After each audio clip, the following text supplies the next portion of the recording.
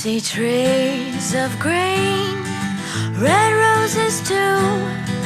I see them bloom for me and you. And I think to myself, what a wonderful world. I see skies of blue and clouds of white, the bright blessed day, the dark sacred night. And I think to myself, what a wonderful world. 19 de febrero de 1992, para muchos una fecha más, para ti el día que te cambiaría la vida. ¿Cómo lo recuerdas? Pues con mucha pena. Fue un miércoles, para nosotros es inolvidable ese miércoles, claro, y fue un antes y un después en mi vida, porque yo tenía una vida normal de una chica, ya me creía mayor, con 18 años, que estaba cursando sus estudios y de repente pues la luz de mi casa se apagó y se apagó ya para siempre. El 19 de febrero de 1992, un furgón de la Policía Nacional circulaba por la Albericia, en Santander. A partir de esa fecha, nada volvió a ser igual. Un coche cargado de explosivos estalló. Era un nuevo atentado de la banda terrorista ETA en Cantabria, el más sangriento de la historia de la banda en la región. ¿Cómo te enteraste que tus padres eran dos de las víctimas del atentado? Pues eso fue muy complicado, porque, hombre, yo con el tiempo me di cuenta que es una noticia muy difícil de dar. Yo estaba tomando un café con el que ahora mismo es mi marido y volvíamos a casa caminando. Había mucho revuelo en la ciudad y al pasar nosotros vivíamos en una zona residencial de Cazoña, pasamos por delante del Hospital Valdecilla y había muchísimo revuelo. Y entonces, bueno, pues ya preguntando y tal, nos contaron que había habido un atentado. Y en ese momento tú, bueno, pues te sobrecoge y quieres saber que los tuyos están bien, no existían los móviles. Nada, pues fuimos caminando hacia nuestra casa. Y mi marido, entonces mi novio, no éramos ni novios, mi amigo, me dijo que, dice, oye, ¿quieres que vayamos a ver? Y, bueno, yo tenía como unas ganas de ir a mi casa tremendas.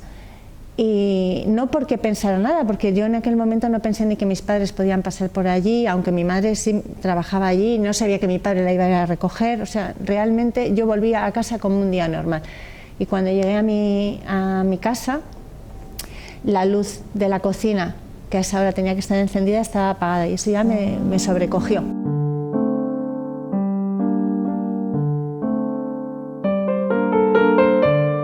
La explosión dejó una veintena de personas heridas, entre ellas 2 agentes que viajaban en el vehículo, y mató a 3 personas que nada tenían que ver con el objetivo al que en teoría se dirigía el atentado.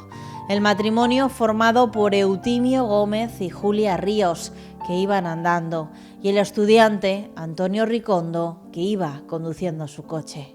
Entré en casa y llamé por teléfono a una amiga para decirle, oye, mira, me voy a bajar a Valdecilla porque no sé qué pasa, aquí no hay nadie. No había nadie, había un silencio, no había nadie. Y en ese momento sonó el timbre y era mi vecina de enfrente. Y al abrir la puerta yo la vi que estaba llorando, pero no me dijo nada. Solo me dijo, sube nosotros vivíamos en una comunidad muy familiar, entonces las urbanizaciones eran muy familiares, nos conocíamos todos mucho. Sube al cuarto que allí está tu hermano y tal. Y yo subí, estaba la casa aquella, estaba llena de gente y mi hermano que me preguntaba qué pasaba, yo no lo sabía. Y nadie nos dijo nada tampoco. Nos recogió la policía, que tampoco nos dijo nada y nos bajó a Valdecilla. Y estando en Valdecilla entramos por las antiguas urgencias y alguien nos llevaba, yo no sabía dónde, pero claro, nos llevaban al tanatorio. Y de camino al tanatorio, sin saber qué pasaba, apareció un tío mío, un tío de mi padre, pues que gritó mi nombre, me abrazó y me contó lo de mi padre.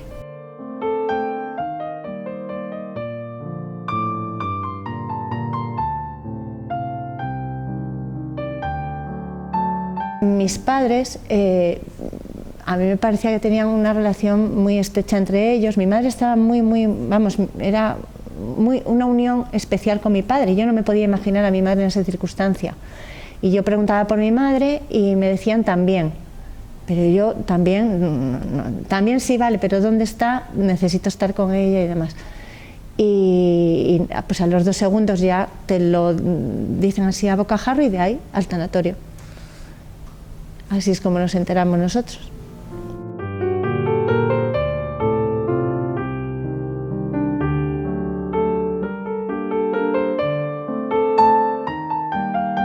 Mi madre trabajaba mi tía Rosa y su marido y mi tío Andrés tienen una panadería familiar y trabajaba allí.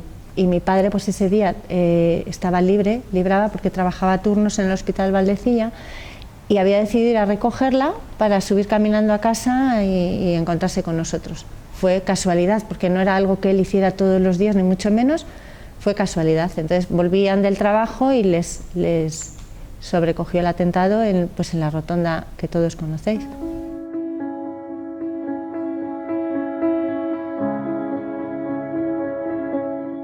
Que había habido un atentado yo ya lo sabía sin saber que mis padres habían fallecido, porque era comentario general en el entorno.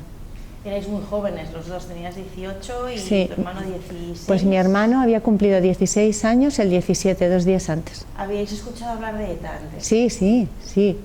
Yo no sé qué años tienes tú, pero la gente de mi edad hemos crecido viendo escenarios terroríficos día sí y día también en el telediario. Todos conocéis a Irene Villa y el atentado de Irene Villa había sido 4 o 5 meses antes. Quiero decir que no había semana que no viéramos un escenario terrorífico. Pasa que nunca piensas que te va a tocar a ti. Siempre lo ves de lejos, tú vives en una ciudad pequeña, en Santander, bueno, tampoco era una ciudad objetivo éramos todos. Te quiero decir que en este momento me ves aquí sentada, pero podías estar sentada tú. Estábamos todos en el mismo bombo, ¿eh?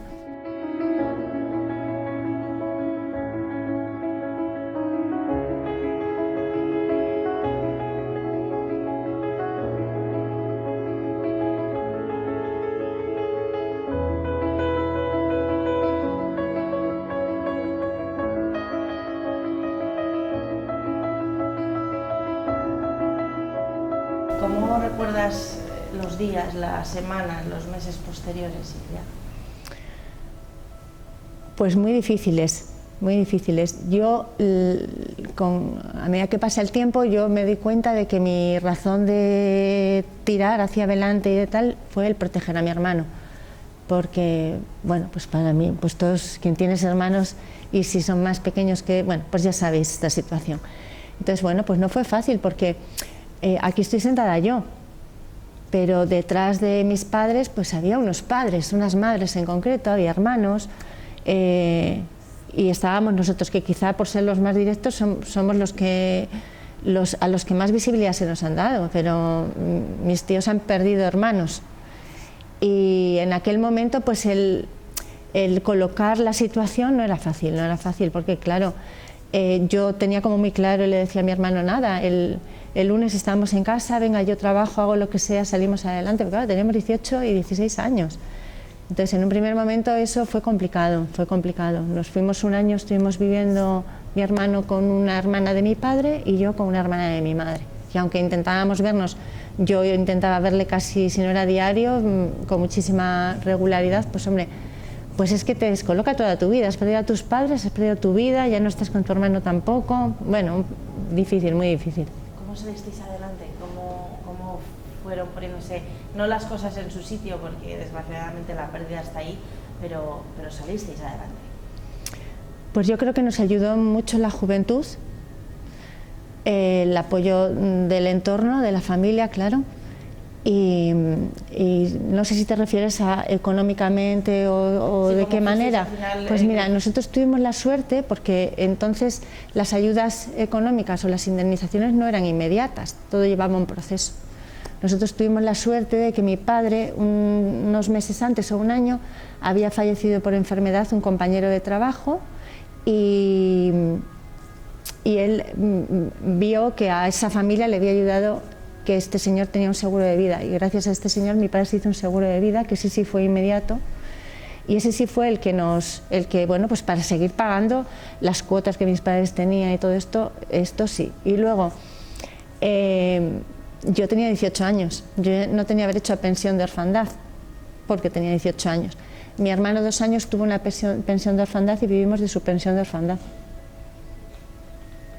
Silvia, ¿cómo se consigue aprender a vivir con un hecho tan traumático en tu vida? No sé si llegas a aprender. O sea, yo creo que al final tienes que vivir y encuentras el apoyo y las herramientas en lo que más cerca tienes. Yo al principio, pues ya te he dicho que era en la protección de mi hermano, luego yo inicié una vida, he tenido mis hijos. Es difícil porque además lo nuestro no pasa, te quiero decir que tienes noticias constantemente, el asesino de tus padres de repente sale de la cárcel y le entrevistan en una televisión, o sea, es muy difícil, es muy difícil. Y luego hay una cosa que a mí sí me llama la atención y que la hablo con mi familia, y es que cuanto más tiempo pasa, más les necesitas. Entonces, no sé a Víctor qué puede decir de su hermano, pero bueno, los que habéis tenido padres o alguien que ese abrazo es especial, pues no lo sé, a lo mejor a los 25, que yo emprendía mi vida y tienes proyectos y tienes tal, no te hacen tanta falta, entiéndeme, te hacen falta siempre, pero a partir de los 40, no sé, yo cada día los echo más en falta. O sea, esa necesidad, yo veo a mis amigas cuando te hablan de sus padres y tal, y lo echas en falta. ¿Cómo eran tus padres? Jóvenes, con muchísima ilusión, con muchos proyectos por vivir. Mi padre era una persona excesivamente positiva y mi madre era el cariño personificado. Yo revivo 18 años de mi vida, es que los revivo constantemente porque me aferro a ellos, o sea, los exprimo. Y hay veces que ya no sabes lo que es realidad y lo que ya es tu idealización. Say something, I'm giving up on you.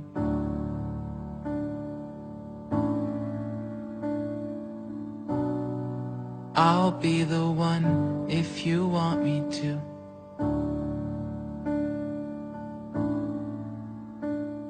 Silvia, ¿qué ocurrió con Iñaki Recarte después del atentado?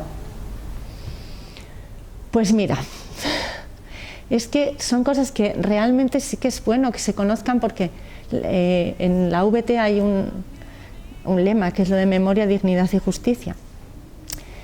Yo, dentro de lo que cabe, me tengo que sentir afortunada, porque el atentado fue en febrero y muy rápidamente les detuvieron y yo no he tenido que vivir lo que... Yo a veces me intento poner en la piel de muchas víctimas que, pues que no han encontrado a sus asesinos, que no les han juzgado, que después de que salen los tienen viviendo debajo de su casa, y yo, vamos, encima me siento afortunada. Les detuvieron muy rápidamente.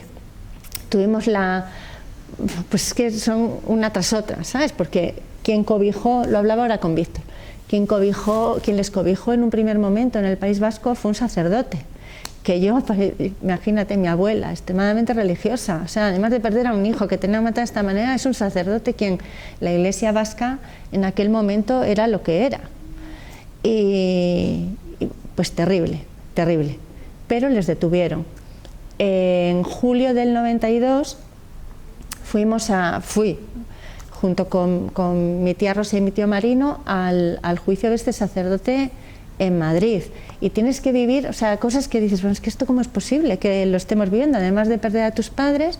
Íbamos 4 a ese juicio y ellos llevaban 3 autobuses. Después de todo esto, bueno, yo ahí es cuando pongo cara a Iñaki Recarte y a José Luis Galarza, y yo no me puedo olvidar, nunca me olvidaré de cuando salieron, que ellos no querían testificar. Salía vestido de Sanfermines, porque era julio. Me miró, levantó el brazo y dijo: Gora Eta, tú encima de tu daño tienes que aguantar esto.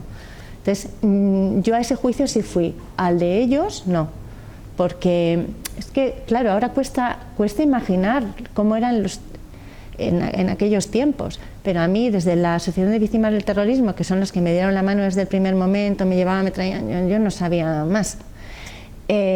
Cuando fue su juicio, yo creo que ya había nacido mi hijo Pablo, y nos dijeron que bueno, que sí, que si yo quería ir podía ir, pero que igual tenía que cambiarme de hotel un par de veces. Y oye, pues el miedo también es libre, porque tú has perdido a tus padres, ya no quieres más cosas en tu entorno.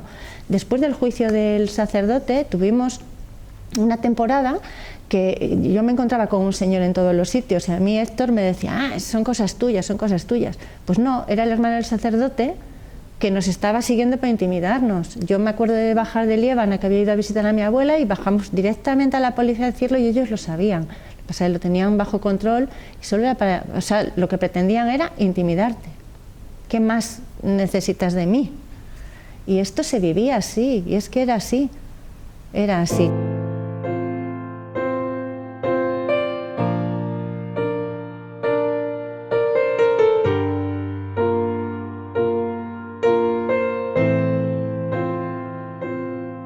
Y después, bueno, pues Recarte, después de su tiempo, pues salió. Y salió con sus permisos por buen comportamiento y por trabajar en el economato de una de las prisiones en las que estuvo.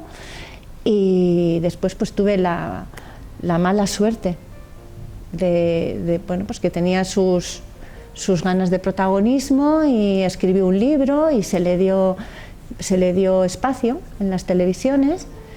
Y después hubo una entrevista muy conocida en la que para mí fue terriblemente doloroso, porque eso ha sido en el 2015, ayer. Nadie nos dijo que esa entrevista iba a ocurrir. Yo estaba en mi casa planchando y vi el avance y creí morir. Vi el avance de lo que iba a haber el domingo siguiente. Y esa semana estuve intentando localizar a alguien que me explicara, me dijera, intentar pararlo, no sé lo que quería. Yo quería saber qué iba a ocurrir allí. Y no lo conseguí. Y ese domingo pues vi la entrevista sola, porque no quería verla con mi familia, la vi sola, y me pareció terrible, porque además de tener que escuchar a un asesino, ese momento en el que dice, tengo el botón y estaba pensando, aprieto, no aprieto, aprieto, no. O sea, a mí me parece terrorífico tener que escuchar esto de alguien que te ha arrebatado la vida de tus padres. Y luego hubo una cosa que a mí me dolió muchísimo, y es que cuando al principio, en el primer año, me preguntaban constantemente si yo estaba a favor de la pena de muerte, que no sé si es que era un debate social que había en aquel momento, no tengo ni idea, porque ya te digo que tenía 18 años. Y yo siempre decía que no, que eso era muy fácil, porque te morías y aquí se acababa. Yo quería que penaran, que estuvieran toda la vida en la cárcel y todos los días acordándose del nombre de mis padres. Pues como si el entrevistador lo supiera, les preguntó el nombre de mis padres y no le sabía. Y no le sabía, y a mí eso fue, que igual para cualquier otro de vosotros esto no tiene mayor tal, pero yo, que era el único, para mí eso fue terrible, terrible.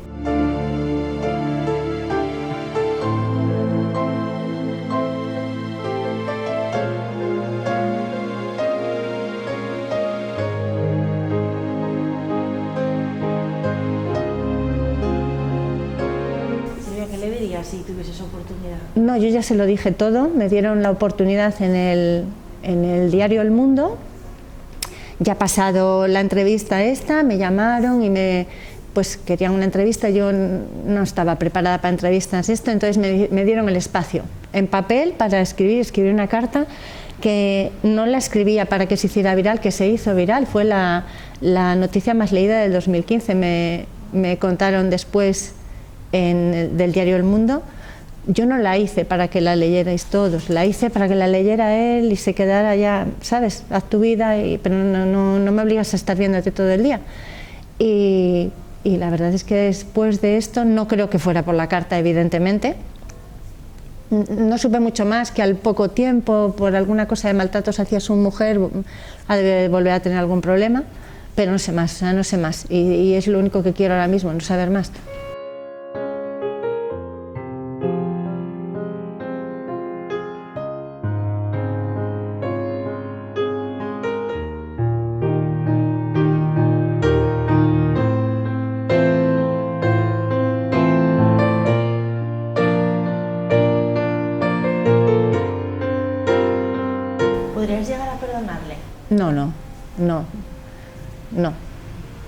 no, me parece, vamos, no puedo perdonar a alguien que ha matado a mis padres.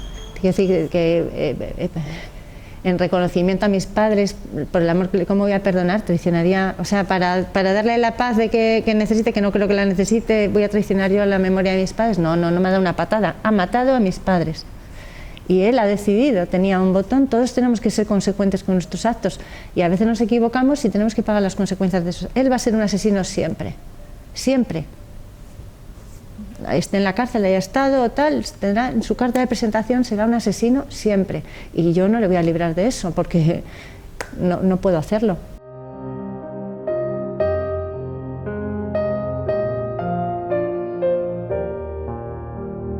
El terrorismo lo único que hace es daño y que terrorismo son muchas cosas, ¿eh? Terrorismo para mí es desde el que mata hasta el que lo lidera, hasta el que no condena un acto terrorista o un acto que haga daño. Eso lo vivimos todos los días y ahora nos toca ver todos los días en la prensa que van en listas, que se permiten decir que sí, que están legitimados, pero no condenan actos delictivos de las características que sean, ya terroristas o no terroristas. Hace 2 días hemos visto que se pedía un minuto de silencio por los guardias civiles muertos en Barbate.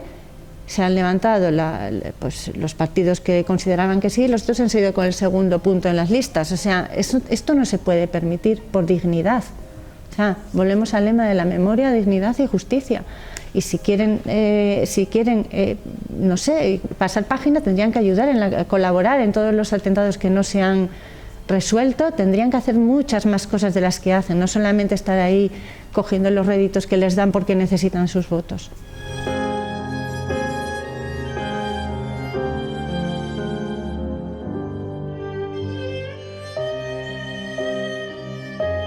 ¿Cómo estás hoy? ¿Cómo estoy hoy? Sí. Pues después de tanto tiempo, como... A mí esto me sigue removiendo muchísimo,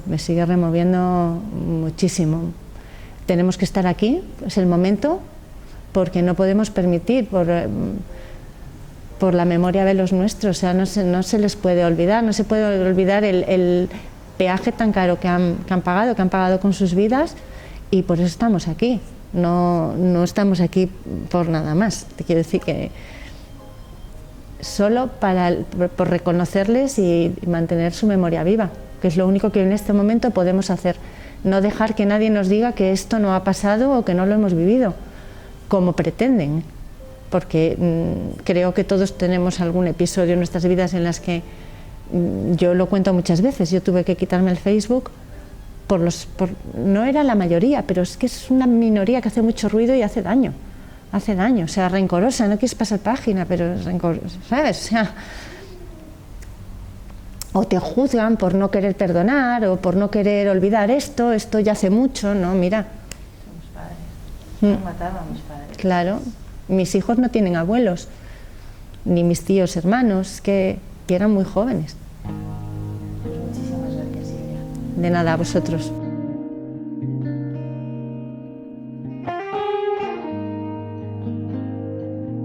Este 19 de febrero se han cumplido 32 años del atentado de ETA en el barrio de la Albericia, en el que murieron Julia Ríos, Eutimio Gómez y Antonio Ricondo.